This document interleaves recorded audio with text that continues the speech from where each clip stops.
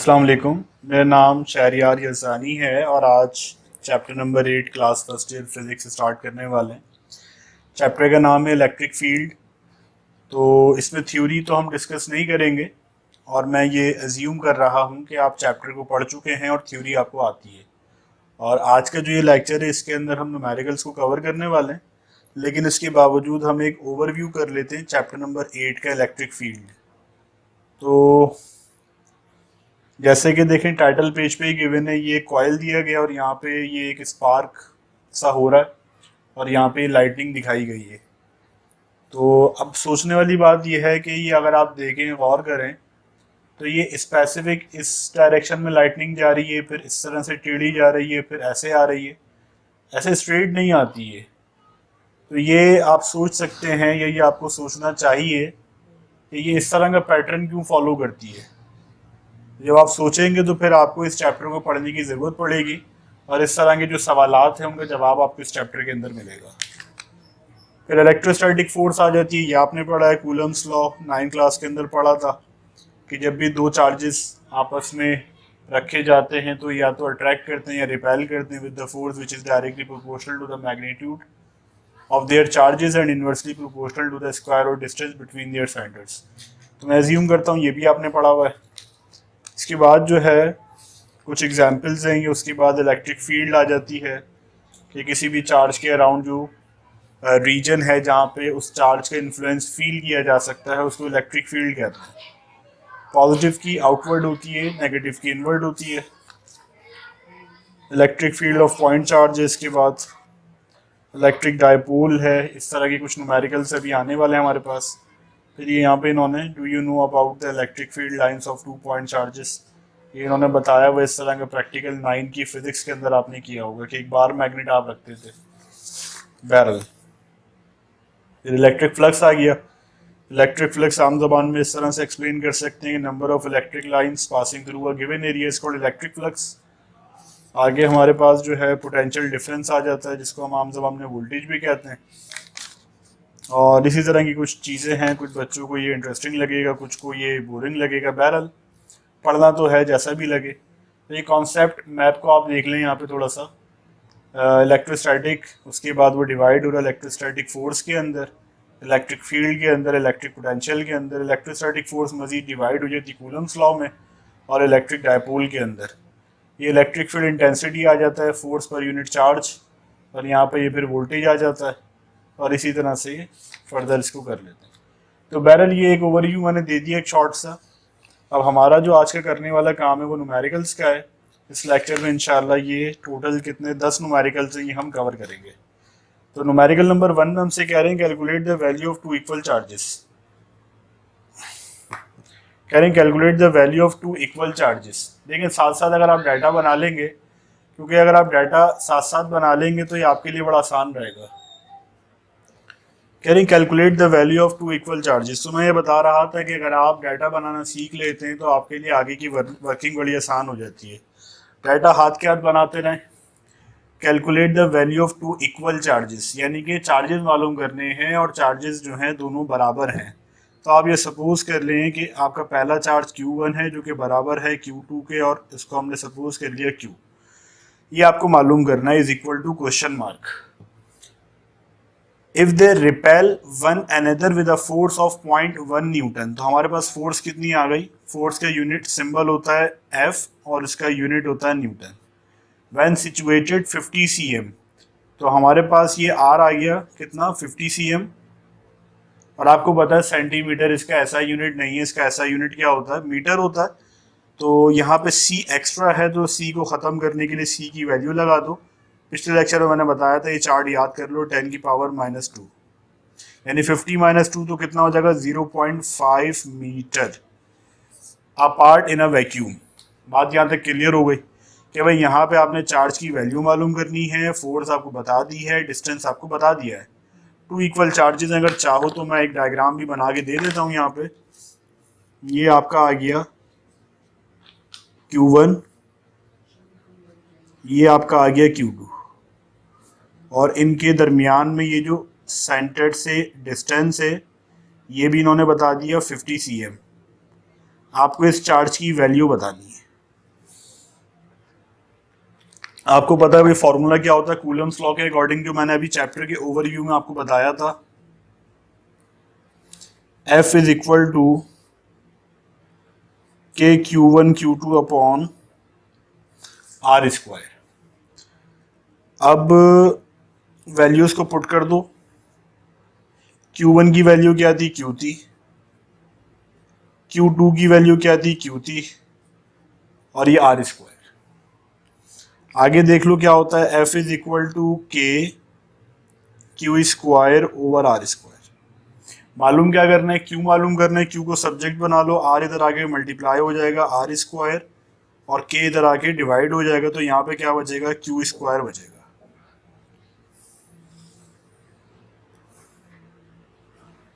तो Q square is equal to F R square over K. I hope कि यहाँ तक आपको कोई मसला, कोई कंफ्यूजन नहीं होगी। आगे देखो क्या कह रहे हैं, q square is equal to force is given 0.1 newton, r आपको गिवन है 0.5 और के 9 एक्सपोनेंट 9। जब भी वैक्यूम की बात होगी के की वैल्यू फिक्स है। अब सिंपली इस कैलकुलेटर में इसकी वैल्यू डाल दो। 0.1 इस तरह से 0.1 0.5 स्क्वायर लगा दो, डिवाइड कर दो 9 एक्सपोनेंट 9, कितना आ रहा है 2.777 एक्सपोनेंट -12। अच्छा एक काम अगर आप डायरेक्टली कर दो, यहाँ पे स्क्वायर रूट ले लो। तो अब मैं इसको मिटाऊंगा नहीं, डायरेक्टली स्क्वायर रूट का बटन दबा दूंगा यहाँ पे इस तरह से। तो ये मेरे पास कितना आ रहा है 1.66 एक्सपोनेंट -6। क्यू मेरे पास आ गया 1.666 एक्सपोनेंट -6। अच्छा कूलम आ जाएगा यहाँ पे। अब बुक में देखते हैं इसका आंसर क्या है।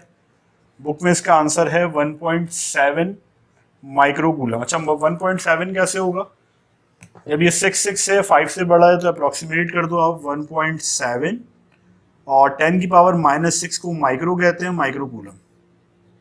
तो ये हमारा Q आ गया जो कि बराबर है किसके, Q1 और Q2 के। तो Q1 भी यही हो जाएगा सही और Q2 भी यही हो जाएगा, जो कि एक्चुअल आपको मालूम करने थे। यहाँ तक सारे स्टेप्स आपको क्लियर है, कोई कंफ्यूजन आपको नहीं होनी चाहिए। अच्छा अब इसके चलते हैं बी पार्ट के ऊपर। बी पार्ट हमसे क्या कह रहा है, बी पार्ट हमसे ये कह रहा है, कलर चेंज कर लेते हैं ताकि विजिबिलिटी आपको क्लियर रहे। बी पार्ट हमसे कह रहा है what would be the size of the charges, यानी कि आपको क्यू मालूम करना है। अगेन Q1 बराबर होगा Q2 के बराबर होगा Q के is equal to question mark. What would be the size of the charges if they were situated in an insulating liquid whose permittivity was 10 times?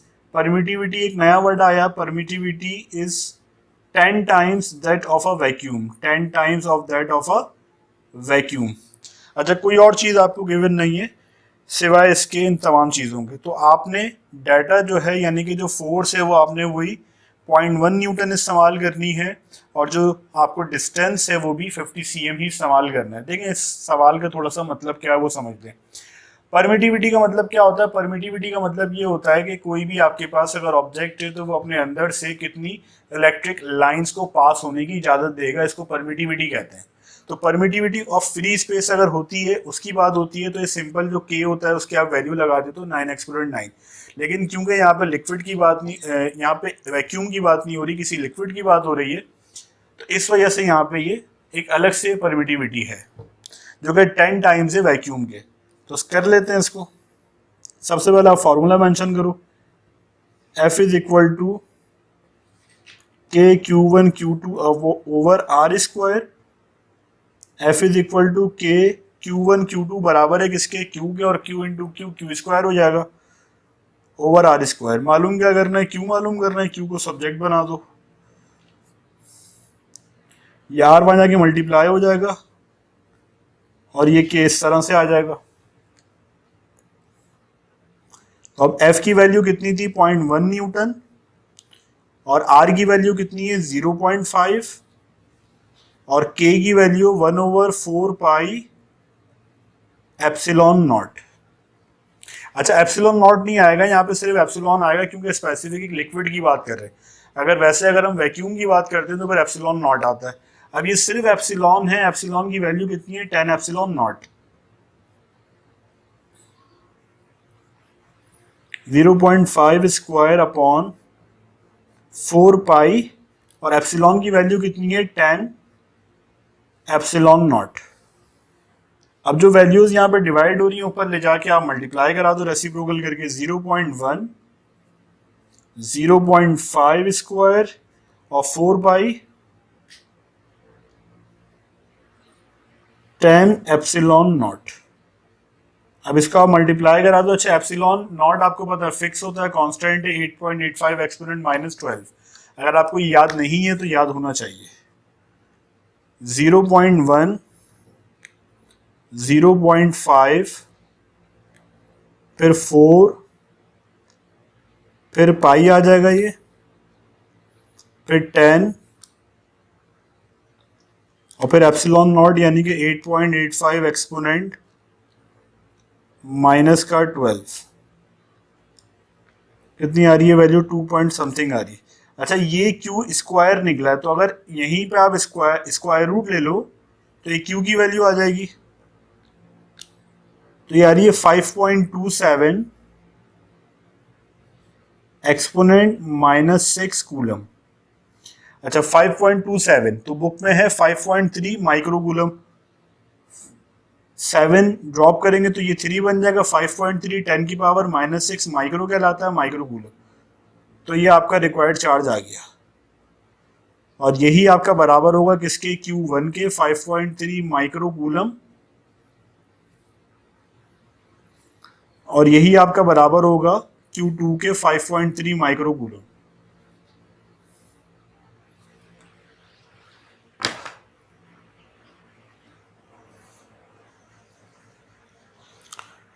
अच्छा अब ये कह रहे हैं क्वेश्चन नंबर 2 के अंदर, how far apart, how far apart, how far apart कभी भी कहीं भी आ जाए न्यूमेरिकल में या मैथ्स के अंदर तो आप समझ जाओगे डिस्टेंस की बात हो रही है।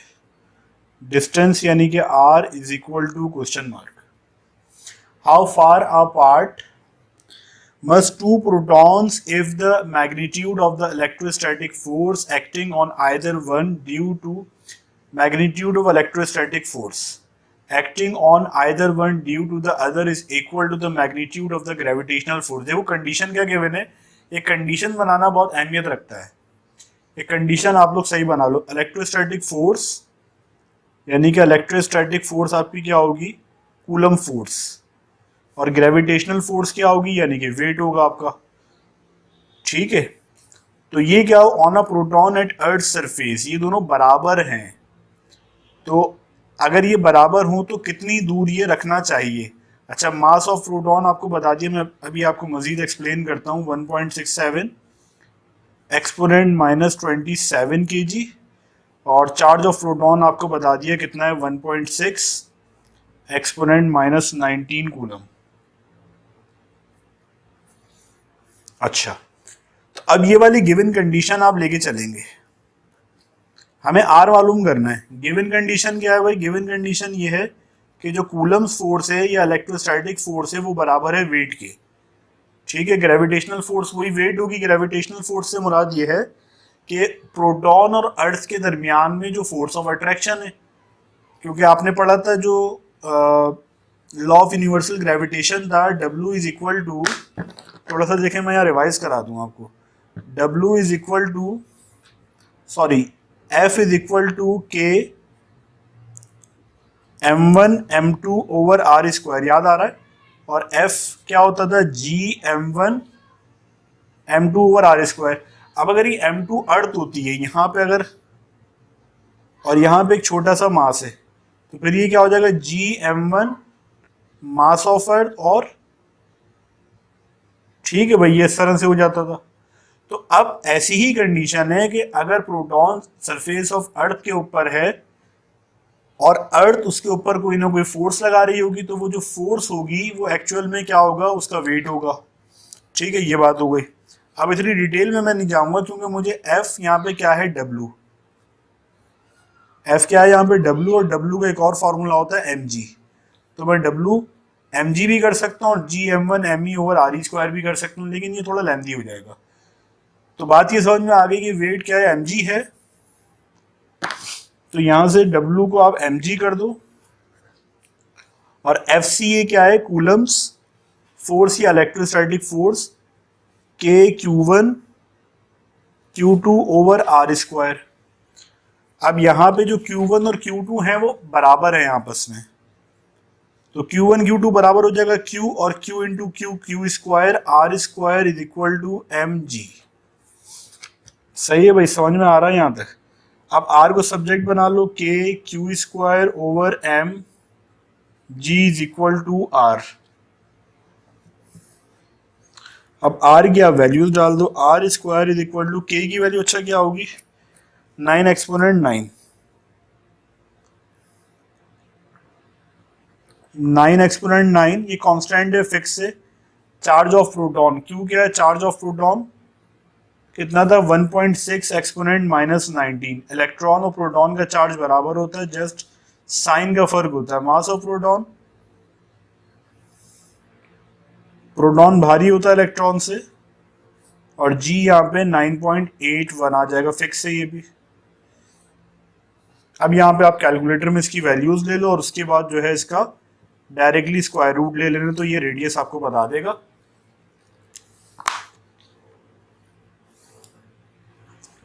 Nine exponent 9, 1.6 exponent minus 19 coulomb, 1.67 exponent minus 27, 9.81।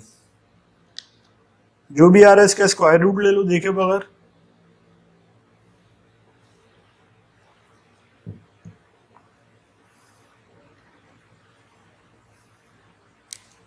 दोबारा टाइप करते हैं इसको, ये इसके ऊपर स्क्वायर है, दोबारा टाइप कर लेंगे। देखें यहाँ पे रिवर्स नहीं हो रही है। 9 exponent 9, 1.6 exponent minus 19, I think पिछली टाइपिंग के अंदर यहाँ पे स्क्वायर नहीं लगाया हमने। 1.67 एक्सपोनेंट माइनस 27 और 9.81। अब इसका जो भी आंसर आ रहा है स्क्वायर रूट ले लो इसका, तो ये मुझे क्यू आर मिल गया, सॉरी कितना है, 0.118, और बुक के अंदर 859।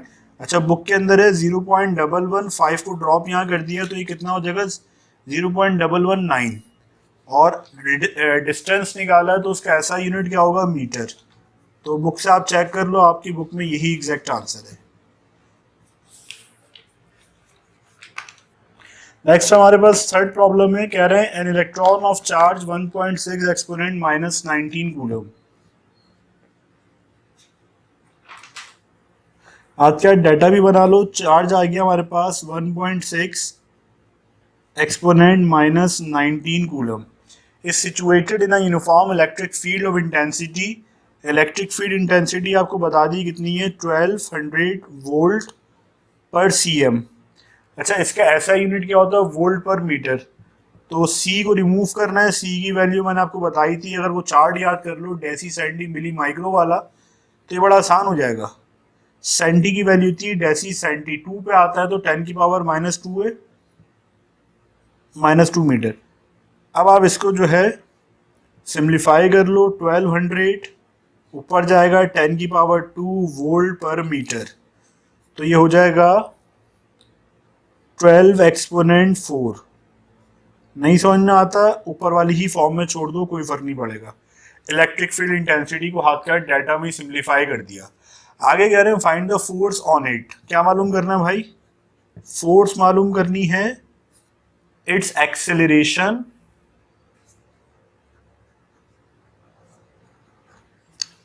And the time, see time मालूम करना है, और हमें क्या बता दिया, डिस्टेंस बता दिया कि कितना ट्रेवल कर रहा है, 2 cm फ्रॉम रेस्ट, यानी कि इनिशियल वेलोसिटी कितनी हो जाएगी, 0 हो जाएगी। जब भी फ्रॉम रेस्ट बोले तो इनिशियल वेलोसिटी 0 आ जाती है।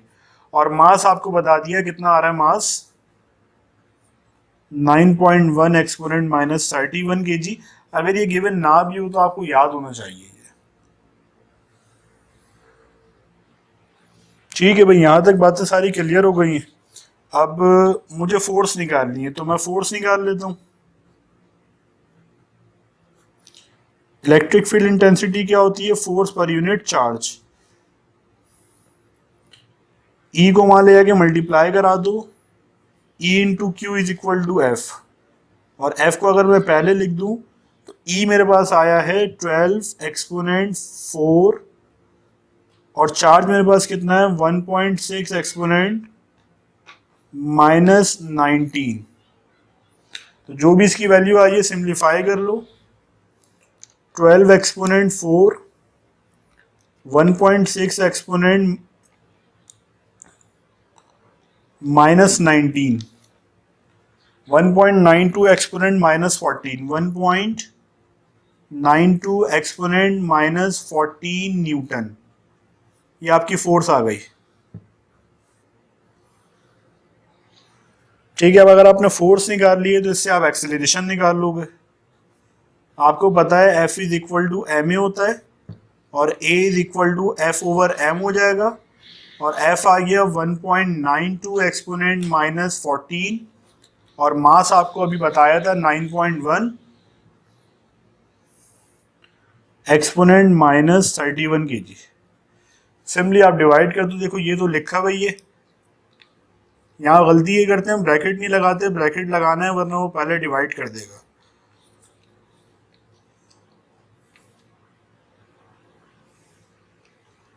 माइनस 31 kg कितना आ गया 2.109 है। 109 है तो अप्रॉक्स कर दो, 9 को ड्रॉप करोगे यहाँ 1 आ जाएगा 2.11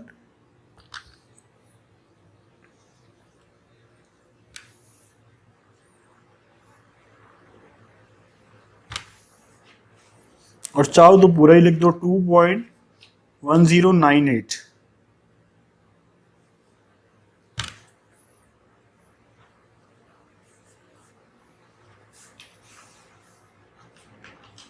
ये आपके पास आ गई एक्सेलरेशन। ठीक है भाई, जब एक्सेलरेशन भी आ गई, फोर्स भी आ गई, तो अब आपको क्या करना है, यहाँ पे एक लास्ट आपको टाइम मालूम करना है। अच्छा, टाइम मालूम करने के लिए अब इक्वेशन ऑफ मोशन पे चले गए, हम इस्तेमाल कर लेते हैं S is equal to we I T plus half A T square. ठीक है भाई, ये बहुत मशहूर इक्वेशन है, 9-10 में पढ़ चुके हैं आप। डिस्टेंस आपको बता दिया 2 cm। 2 cm का मतलब है c की वैल्यू -2 और ये मीटर। वी आई 0 था तो उससे जो भी टाइम होगा वो भी 0 हो जाएगा। हाफ ए की वैल्यू 2.109 और t यानी कि t का स्क्वायर। अब यहाँ पे ये एज इट इज आप रहने दो 2 एक्सपोनेंट -2 ये 0। अच्छा, इसको मल्टीप्लाई करा दो। अब देखो मैं क्या कर रहा हूँ, यहाँ पे मैंने एक्सेलरेशन की वैल्यू मिटाई नहीं थी, तो जो भी ये सारे डिजिट्स हैं इसी को आप मल्टीप्लाई करा दो 1/2 से। 1/2 लिखो या 0.5 लिखो, एक ही बात होती है। तो ये मेरी यहाँ पे ये वैल्यू आ गई। अब ये यहाँ मल्टीप्लाई हो रहा है 1.0549 एक्सपोनेंट 16 और यहाँ पे टी स्क्वायर। अब 0 तो प्लस हो रहा है, 0 की कोई वैल्यू है नहीं, यहाँ मल्टीप्लाई हो रहा है, वहाँ ले जाकर डिवाइड करा दो। 2 एक्सपोनेंट -2 ओवर 1.0549 exponent 16 is equal to t square. अब मैं क्या करूंगा, ब्रैकेट लगाऊंगा 2 exponent -2 divided by last answer. Type नहीं करना पड़ा, एरर भी नहीं आएगा। और इसी का मैं क्या ले लूंगा, फिर स्क्वायर रूट ले लूंगा। इसी का स्क्वायर रूट ले लिया तो मेरे पास टाइम आ गया 1.37 एक्सपोनेंट -9 सेकेंड। अगर आप मैच करेंगे एग्जैक्ट बुक का आंसर है ये। तो गलती इसलिए नहीं हुई क्योंकि मैंने जो वैल्यूज इस्तेमाल की मल्टीप्लिकेशंस के अंदर वो मैंने यहीं से रिकॉल करवाई कैलकुलेटर से। अगर मैं ये डालता थोड़ा सा मामूली सा फर्क आता। तो यहाँ पे हमारा थर्ड क्वेश्चन कंप्लीट हो गया। अच्छा, अब नेक्स्ट क्वेश्चन है हमारे पास, question number 4। An alpha particle the nucleus of a helium atom has a mass of 6.64 exponent -24।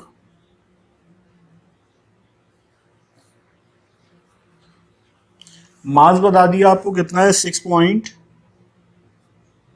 Exponent -27 kg and a charge of 2e। Q आपके पास आ गया कितना, twice of charge of electron. What are the magnitude and direction of the electric field intensity. E मालूम करना है भाई आपने, और डायरेक्शन मालूम करनी है। क्वेश्चन का ऑब्जेक्टिव आई सपोज कि आपको क्लियर होगा। अच्छा, किस कंडीशन में, of the electric field that will balance the gravitational force on the particle. अच्छा, direction of electric field that will balance the gravitational force. हमें पता है इलेक्ट्रिक फील्ड इंटेंसिटी का जो फॉर्मूला होता है फोर्स पर यूनिट चार्ज, ये होता है। अब यहाँ पे ये कह रहे हैं that will balance the gravitational force. तो ग्रेविटेशनल फोर्स को बैलेंस करने का मतलब ये होगा कि यहाँ पे जो हमारी फोर्स होगी वो किस में कन्वर्ट हो जाएगी, डब्ल्यू के अंदर, यानी कि वेट के अंदर। ग्रेविटेशनल फोर्स का मतलब वही होता है, आपका वेट होता है। तो E इज इक्वल टू, अब डब्ल्यू क्या होता है आपके पास, mg होता है, और नीचे जो आपका चार्ज है, मास आपको बता दिया 6.64 एक्सपोनेंट -27।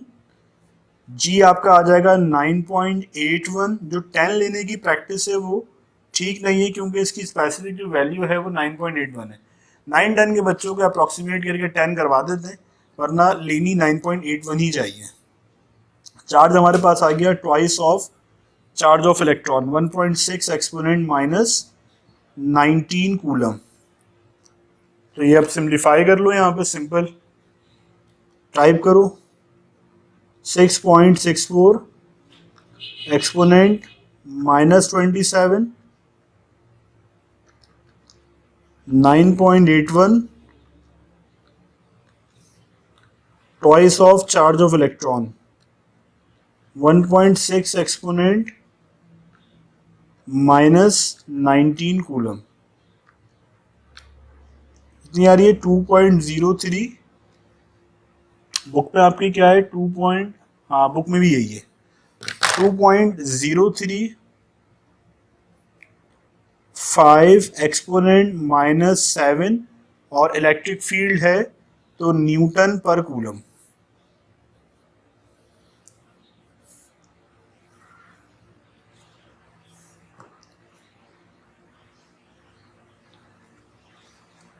अच्छा, अब सेकंड पार्ट था इसके अंदर डायरेक्शन। तो डायरेक्शन क्या होगी, डायरेक्शन इज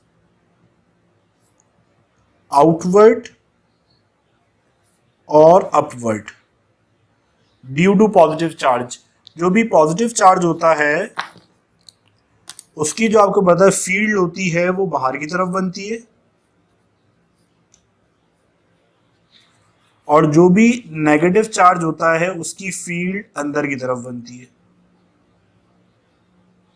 तो हमें ये बता दिया था इन्होंने, अल्फा पार्टिकल है, अल्फा पॉजिटिव होता है, और उसके ऊपर जो चार्ज था उसकी जो मिकदार थी वो ट्वाइस ऑफ इलेक्ट्रॉन था। मतलब नेगेटिव नहीं था पॉजिटिव ही, लेकिन जो मिकदार थी, जो मैग्नीट्यूड था, वो ट्वाइस ऑफ इलेक्ट्रॉन था।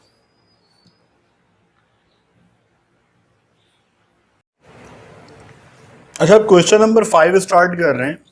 देखें, a proton and an electron form two corners of an equilateral triangle. अब इक्विलेटरल आपको सबको पता है, नहीं पता तो इक्विलेटरल का मतलब ये है कि ऐसा ट्राइंगल जिसकी तीनों साइड्स क्या हो, बराबर। और अल्टीमेटली अगर तीनों साइड्स बराबर होंगी, तीनों एंगल बराबर होंगे। और एक ट्राइंगल के अंदर आपको ये बात पता है कि 180 डिग्री होता है, तो तीनों एंगल का सम होता है। अगर तीनों बराबर हैं तो 180/3 यू विल गेट 60। अच्छा, अब हमसे कहना है proton and an electron form two corners of an equilateral triangle. Let's suppose, मैं यहाँ पे सपोज कर लेता हूँ कि भाई ये प्रोटॉन है और ये मेरा इलेक्ट्रॉन है, ठीक है। अच्छा, अब ये यहाँ पे मैं बता रहे हैं कि इनके दरमियान में ये जो लेंथ है ये कितनी आ गई, exponent -6 metre. What is the magnitude of the net electric field these two particles produce at the third corner? हम ये सपोज कर लेते हैं कि ये इसका थर्ड कॉर्नर है और यहां पे आप इसको ट्राइंगल को कंप्लीट कर दो।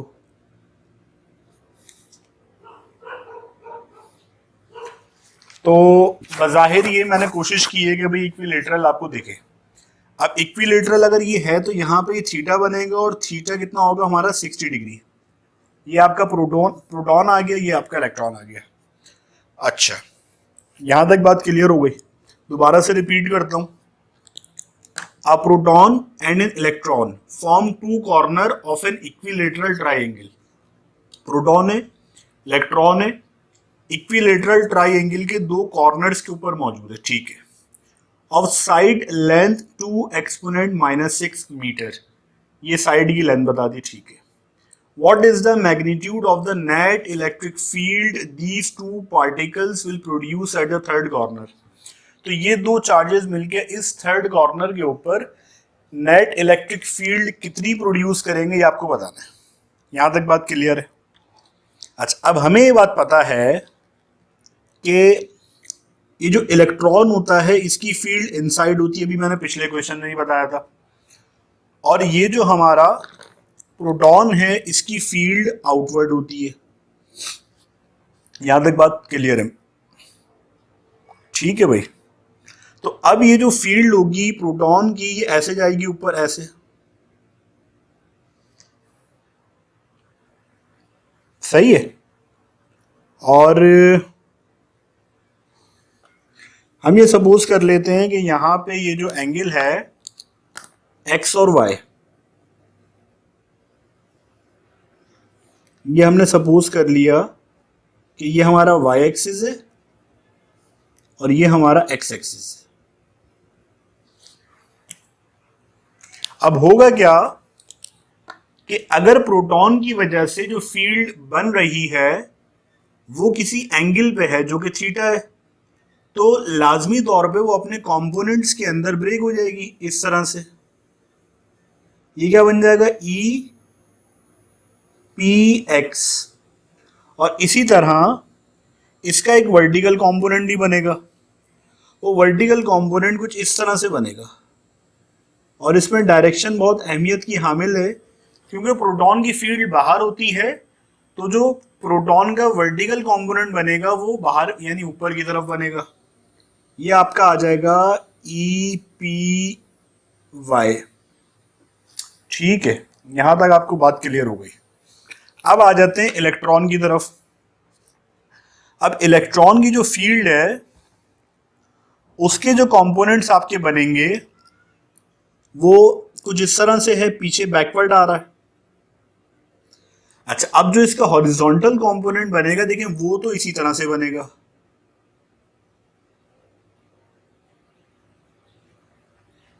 तो ये क्या हो जाएगा, ई एक्स, यानी इलेक्ट्रॉन की इलेक्ट्रिक फील्ड इंटेंसिटी का हॉरिजॉन्टल कंपोनेंट, और ये आपका आ जाएगा वर्टिकल कंपोनेंट। ये क्या हो जाएगा, ई वाई। ठीक है। अच्छा, इलेक्ट्रॉन और प्रोटॉन का जो मैग्नीट्यूड होता है चार्ज का वो क्या होता है, बराबर होता है। अब मैं आपको करके बताता हूँ। यहां तक अगर आपको समझ आ गया, इसकी फिगर समझ आ गई तो ये तो बड़ा आसान है। अच्छा, अब आप ये देखें ई पी वाई, अगर मिसाल के तौर पे आप समीशन एफ वाई या समीशन ई वाई ऊपर की तरफ, ठीक है, ये ऊपर पॉजिटिव होता है, आपको पता है। यहां पे आपने ये ग्राफ बनाना सीखा था मैट्रिक क्लास में। तो ये प्लस एक्स होता है, ये माइनस एक्स, प्लस वाई, ये माइनस वाई। तो अब जो ई पी वाई होगा ऊपर की तरफ वो प्लस होगा और जो नीचे की तरफ ई वाई होगा वो माइनस होगा। और आपको ये बात पता है कि जो इनकी वजह से, क्योंकि चार्ज की मिकदार बराबर है, चार्ज का मैग्नीट्यूड बराबर है, तो इनकी वजह से जो फील्ड जनरेट होगी वो क्या होगी, बराबर होगी। तो इसकी वजह से ये एक दूसरे को कैंसिल कर देंगे और ये जीरो आ जाएगा। तो यानी कि ई पी वाई का और ई पी ई वाई का हमारे पास अब कोई काम नहीं है। बात समझ में आ गई। अब हम चलेंगे नेट, क्योंकि इन्होंने एक वर्ड यूज किया था यहाँ पे नेट का। अब हम चलेंगे ई एक्स की तरफ। तो जो हमारे पास ई नेट हमें मिलनी है वो क्या मिलेगी, ई नेट इज इक्वल टू, अब ये देखो ये भी पॉजिटिव की तरफ जा रहा है, ई एक्स और ये ई पी एक्स। बात समझ में आ रही है। और मैंने अभी आपको बताया कि दोनों की वजह से जो फील्ड जनरेट होगी वो बराबर है, तो आप इसको ले लो E net is equal to E P X plus E P x.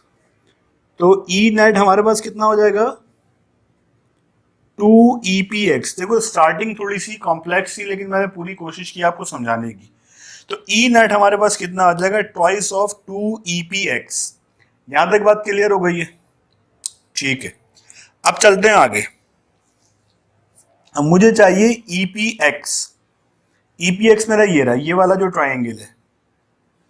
अच्छा अब जरा समझना बात को, मैं एक चीज और आपको क्लियर कर दूंगा। यहाँ पे ये वाला जो ट्राइंगल है ना मेरा ब्लू वाला, मैं इसको यहाँ बड़ा करके दिखा देता हूँ।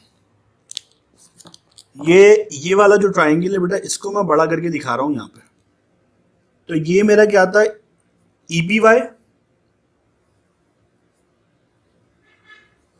ये मेरा क्या आता है ऊपर की तरफ, EPY। और ये जो आ रहा था इस तरह से, ये मेरा क्या आ रहा था, EP आ रहा था, electric field due to proton. और यहां पे ये जो हॉरिजॉन्टल था, ये देखो मैंने ये EPX लिखा हुआ है ब्लू से यहाँ पे, ये देख लो ये वाला जो था, ये एक और से देखोगे ब्लू लाइन भी लगाई हुई है मैंने, ये वाली। तो ये हमारा EPX आ गया। और यहाँ जो एंगल होगा वही यहाँ पे, तो ये हमारा थीटा हो जाएगा। थीटा कितना है, 60 डिग्री है। कैसे पता चला, इक्विलेटरल ट्राइंगल है, इक्विलेटरल के लिए फिक्स। अब मुझे EPX में मैं इंटरेस्टेड हूँ। EPX मेरा कितना होगा भाई, मुझे ये चाहिए बस। अच्छा हमने ट्रिग्नोमेट्री पढ़ी है, थीटा के साथ वाली साइड हमेशा बेस होती है, 90 के सामने वाला हमेशा हाइपोटेन्यूज होता है, और रिमेनिंग परपेंडिकुलर है। तो EPX बेस है और EP क्या है, हाइपोटेन्यूज। तो ये मेरा रिलेशन बनता है कॉस थीटा का। Cos theta is equal to base over hypotenuse. Base कितनी है मेरे पास, EPX, और ये कितना है, हाइपोटेन्यूज EP। तो मेरे पास यहां पे जो EP की वैल्यू आ गई, EP को मैं मान ले आके मल्टीप्लाई करा देता हूं, EP cos theta is equal to EPX। बात समझ में आई कि EPX मेरा किसके बराबर हो गया, EP cos थीटा की। तो मैं डायरेक्ट नहीं लिख रहा, मैंने आपको बता भी दिया फॉर्मूला आया कहां से। तो अब यहाँ पे EPX की जगह पे मैं क्या लिख दूंगा, EP cos थीटा। तो E नेट मेरा किसके बराबर हो जाएगा, 2EP cos थीटा। इसको मैंने इक्वेशन नंबर 1 का नाम दिया, मैं मसला हल करूंगा EP का। अब EP क्या चीज है भाई, electric field due to proton, force per unit charge. ठीक है। अब फोर्स यहाँ पे क्योंकि कौन सी फोर्स है, electric field, sorry electrostatic force है, तो वो क्या हो जाएगी, F is equal to K Q1 Q2 over R square.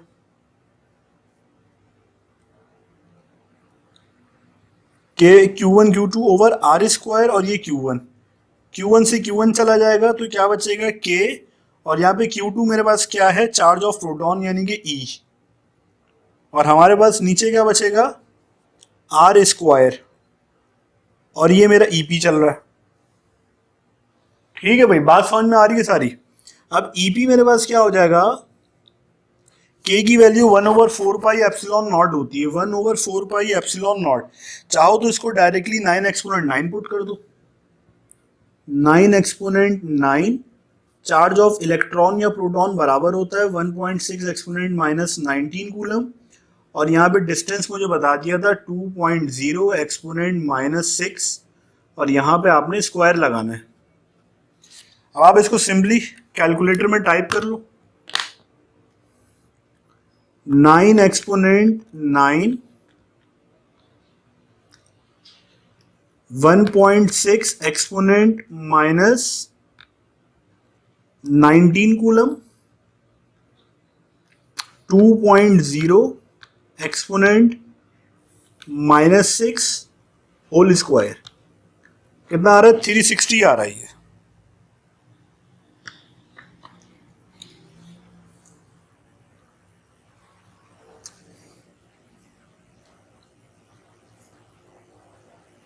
और इलेक्ट्रिक फील्ड इंटेंसिटी है तो न्यूटन पर कूलम इसका यूनिट हो जाएगा।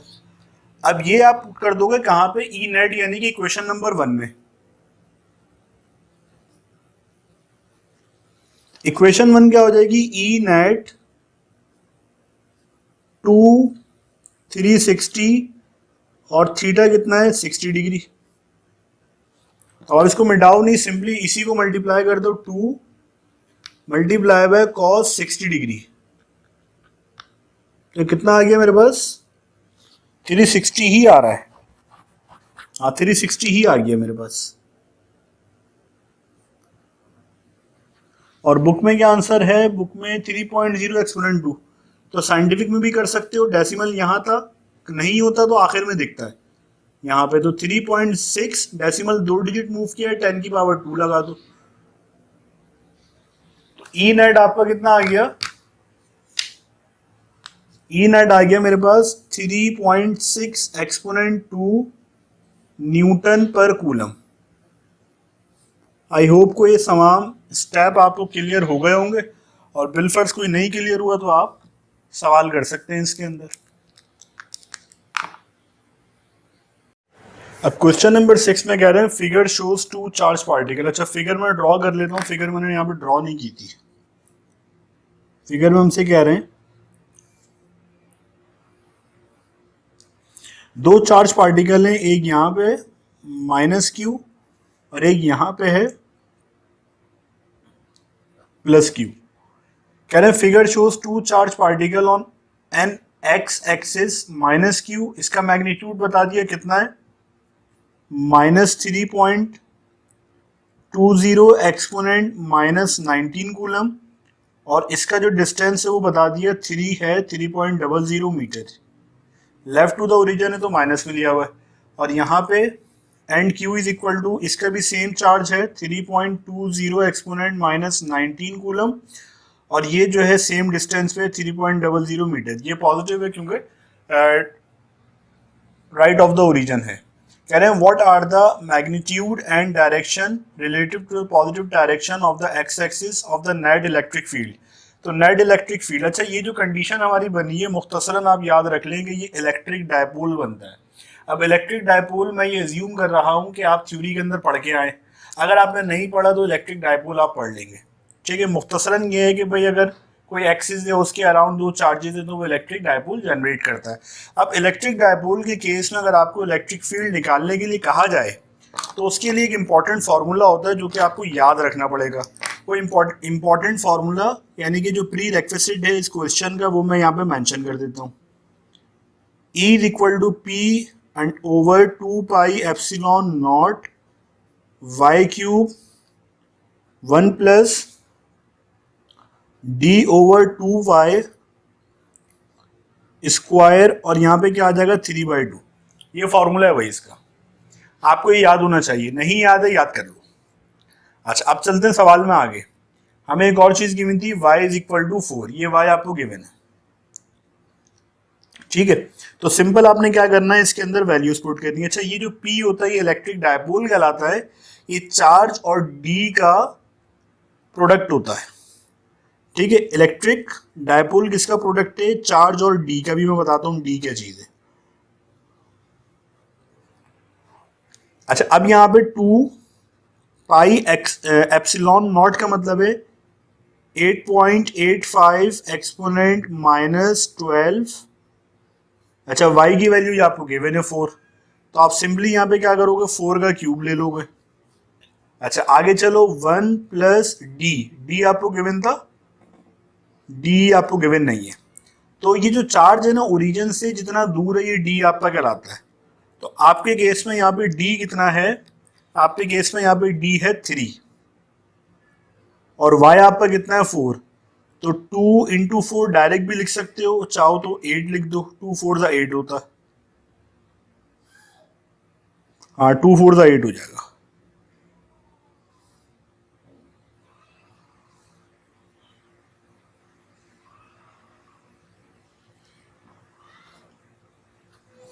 अब आप इसको फर्दर सिंप्लीफाई कर लो। अच्छा, फर्दर इसको जब आप सिंप्लीफाई करेंगे तो Q की वैल्यू क्या है, 3.2 एक्सपोनेंट माइनस 19, और D आपके पास कितना है, D यहां से लेकर यहां तक, यानी दोनों चार्जेस के दरमियान का जो डिस्टेंस है। अच्छा, यहाँ पे देखिए 3 लिखा हुआ है, 3 नहीं होगा, दोनों चार्जेस के दरमियान का जो डिस्टेंस है वो आपका D यानी कि 3 + 3 6 होगा। तो यहाँ पे भी 6 कर दो और यहाँ पे भी क्या कर दो, 6 कर दो। ठीक है।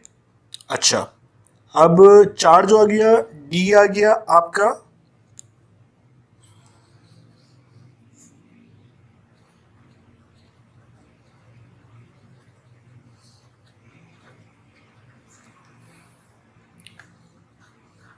4 का क्यूब 64 होता है। अच्छा, ये आप कैंसिल कर दो अंदर, 2 3 और 2 4 3/4 का या तो स्क्वायर रूट ले लो, यहीं पे इसको कैंसिल कर दो जैसा आपका दिल चाहे। स्क्वायर ले लेते हैं, 3 का स्क्वायर 9 आता है और 4 का स्क्वायर 16 आता है। अच्छा, ये 1 लगाना भूल गया मैं, 1 + 3/9/16 और इनकी पावर है 3/2, क्योंकि ये वाला 2 तो मैंने ऑपरेट कर दिया, ये कुछ नहीं है, 1 + 9/16। अब आप इसको कैलकुलेटर में टाइप कर लो। देखो सिंपली हम कैलकुलेटर में टाइप करेंगे वरना कॉम्प्लेक्स हो जाती हैं चीजें। 3.2 एक्सपोनेंट माइनस 19, मुझे नहीं पता कि आपको कैलकुलेटर दिख रहा है या नहीं दिख रहा, ऐसे रख लेते हैं फिर आपको दिखेगा। 2 पाई 8.85 एक्सपोनेंट माइनस 12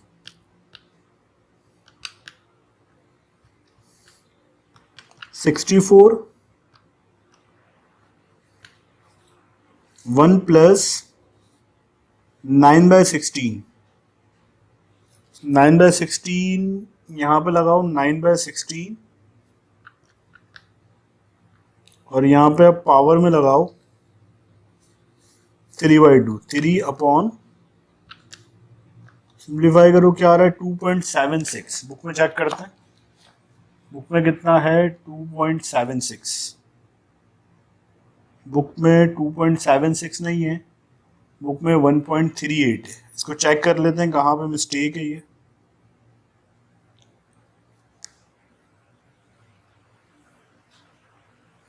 देखिए एक छोटी सी जो मिस्टेक है यहाँ पे, ये फॉर्मूले के अंदर जो बुक में आपको गिवन है, ये 2 की जगह 4 है। आपको दिखा भी दूं, ये यहाँ पे जो इसका फॉर्मूला गिवन है डेरिवेशन, ये मैंने, देखिए ये 4 है, हमने 2 लिख दिया, तो 2 को रिमूव करके 4 कर दें तो फिर आपका आंसर बिल्कुल सही है। तो अब यहाँ पे देखें, टाइप करने का फ़ायदा ये हुआ कि मैं इसी को एडिट कर दूंगा।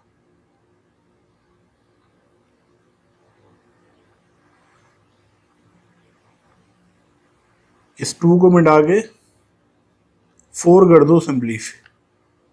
अब क्या हो रहा है, 1.38,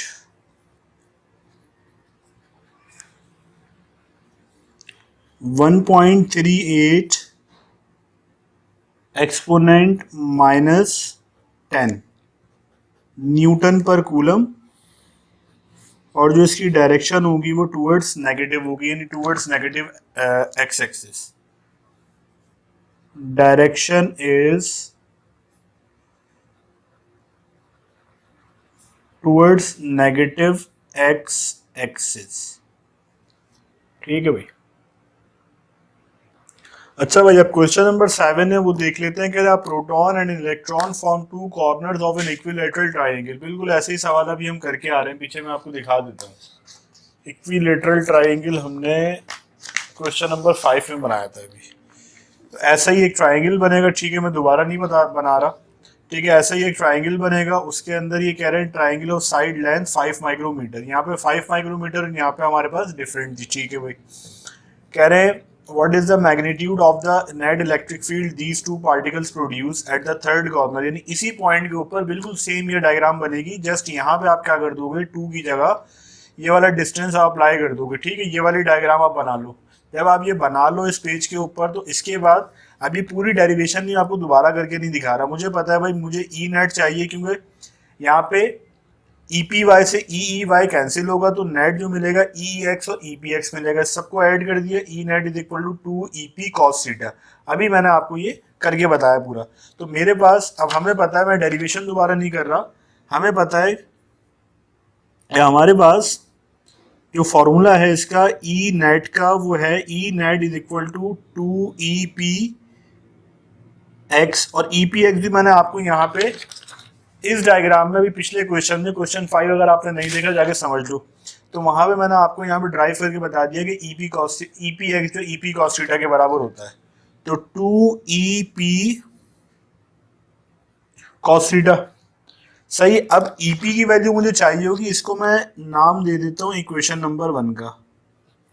अब ई पी की वैल्यू देखो, ई पी की वैल्यू की भी डेरिवेशन मैंने पूरी की थी, तो ई पी की वैल्यू का जो फॉर्मूला निकला Q1 से Q1 कैंसिल हो गया, के ई ओवर आर स्क्वायर, ठीक है। तो ई पी लगा लेते हैं यहाँ पे, E P is equal to K E over r square. अगर आपको फॉर्मूला याद है डायरेक्टली अप्लाई कर दो, डेरिवेशन पार्ट में जाने की जरूरत नहीं है। अब यहाँ पे जो हमारा के है वो 9 एक्सपोनेंट 9, और ई जो है charge of electron 1.6 exponent minus 19 coulomb, और यहाँ पे जो हमें डिस्टेंस दिया गया 5 माइक्रोमीटर, तो डेसी सेंटी मिली माइक्रो 10 की पावर -6, और यहाँ पे आप स्क्वायर लगा दो सिंपली, और इसको देख लो भाई ईपी क्या आ रहा है आपका,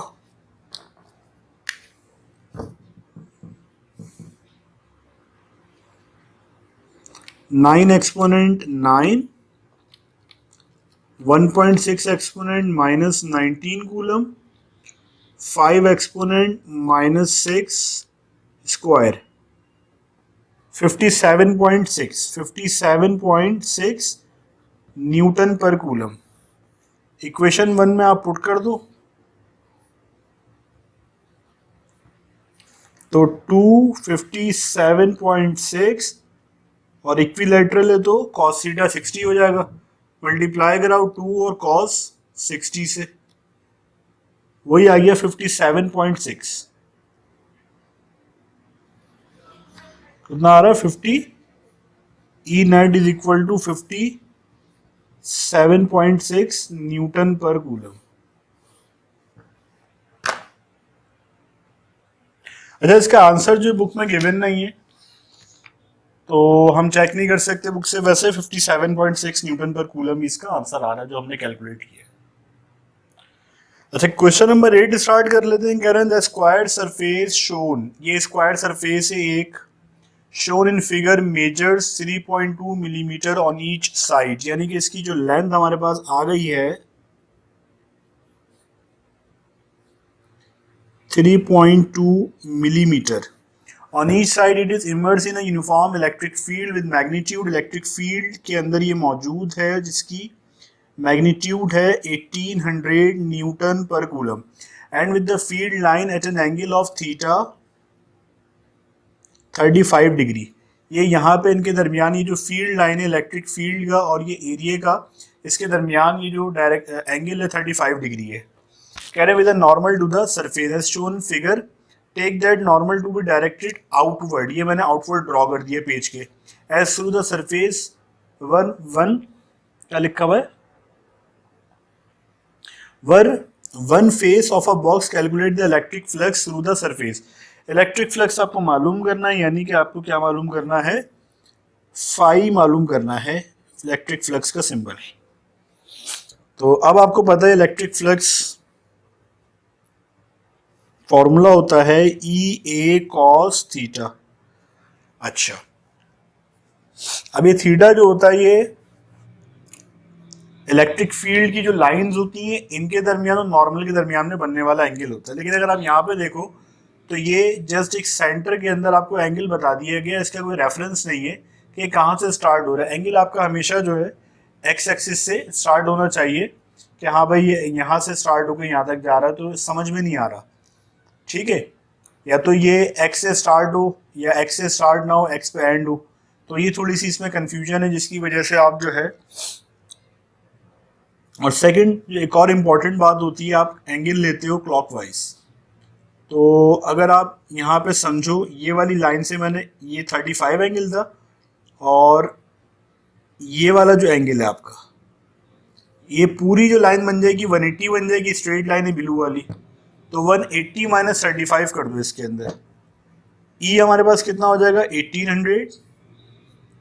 एरिया स्क्वायर है तो लेंथ इंटू लेंथ, यानी कि 3.2 मल्टीप्लाई बाय 3.2, और मिली की वैल्यू 10 की पावर -3, 10 की पावर -3, और कॉस थीटा जो हो जाएगा 180 माइनस 35 डिग्री।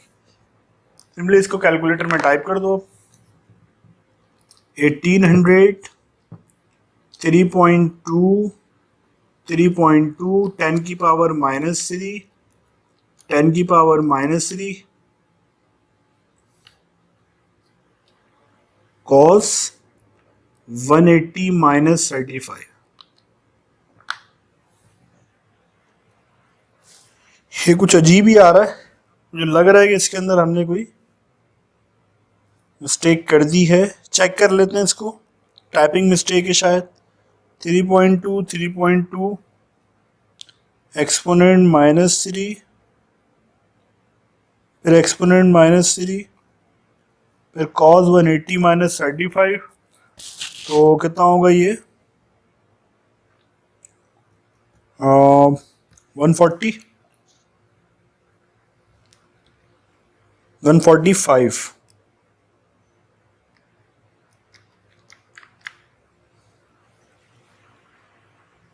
बल्कि सही है, बस बुक में साइंटिफिक नोटेशन में दिया हुआ, इस वजह से थोड़ा सा फर्क लग रहा है। इसके अंदर हमारा जो आंसर आया है -0.015098। अच्छा, बुक के अंदर क्या दिया हुआ, बुक के अंदर डेसिमल को आगे ले गए, तो यहाँ से यहाँ जब जाएगा तो 1.509 एक्सपोनेंट -2। ठीक है, और ये इलेक्ट्रिक फ्लक्स है, तो इसका आप यूनिट लगा दो, न्यूटन मीटर स्क्वायर पर कूलम स्क्वायर। तो एग्जैक्ट ये हमारा जो किताब के अंदर आंसर मौजूद है, देखें यहाँ पे, ये वही आया है।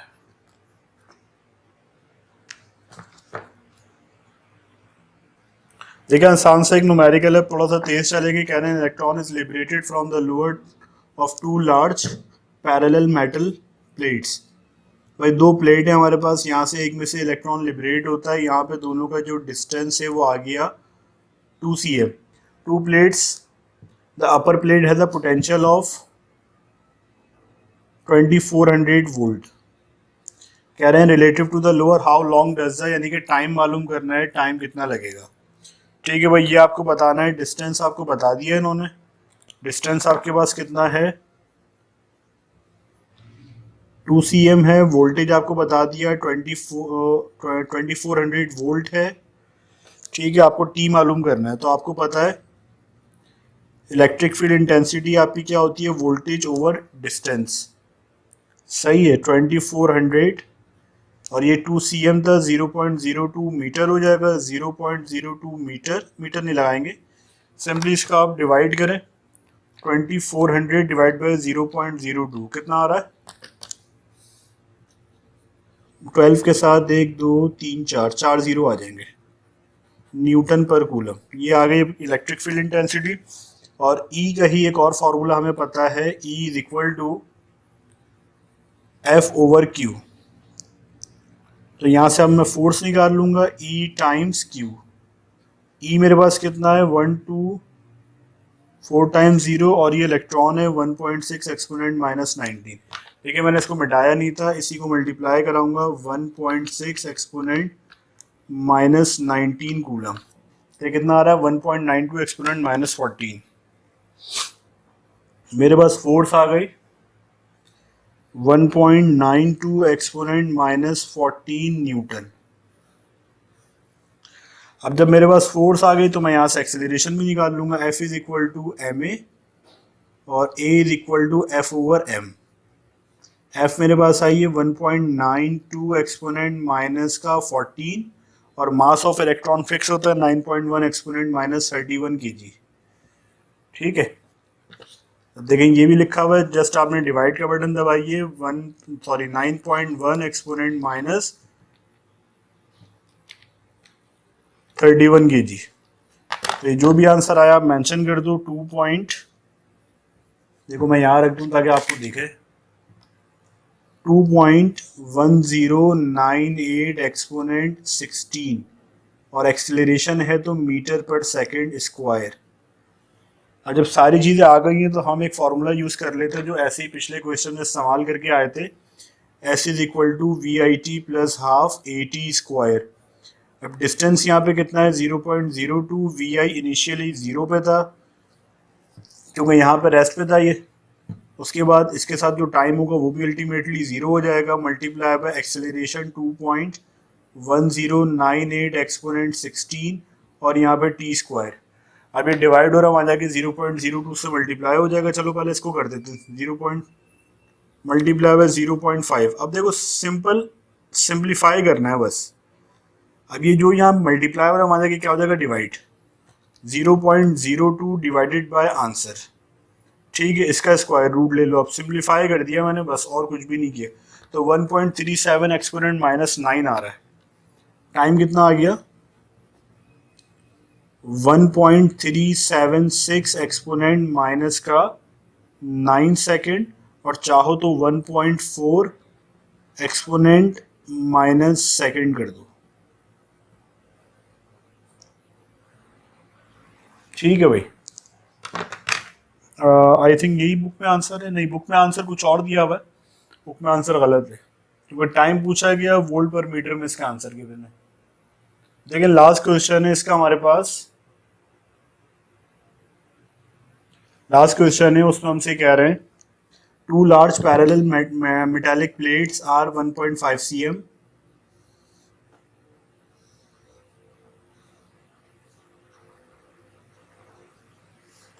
and have charges of equal magnitude but opposite sign on their facing surfaces. Take the potential of the negative plate to be 0.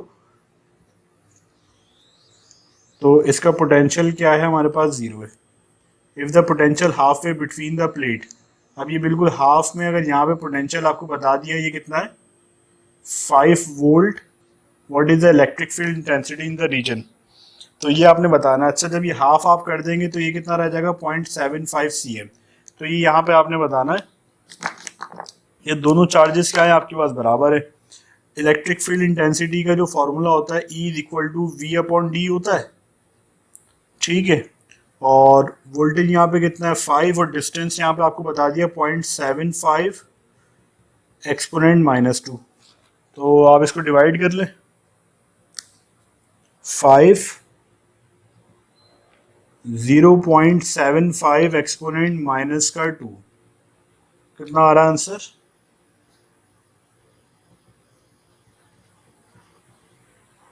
Newton per coulomb,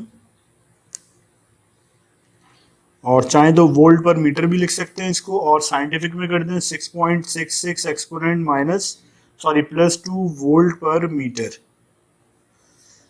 तो 6 को आप अप्रॉक्स 7 भी कर सकते हैं, 6.7 जो आपकी बुक में दिया गया है। तो यहाँ पे आपका चैप्टर क्लोज हो गया। Thank you very much. अल्लाह हाफ़िज़।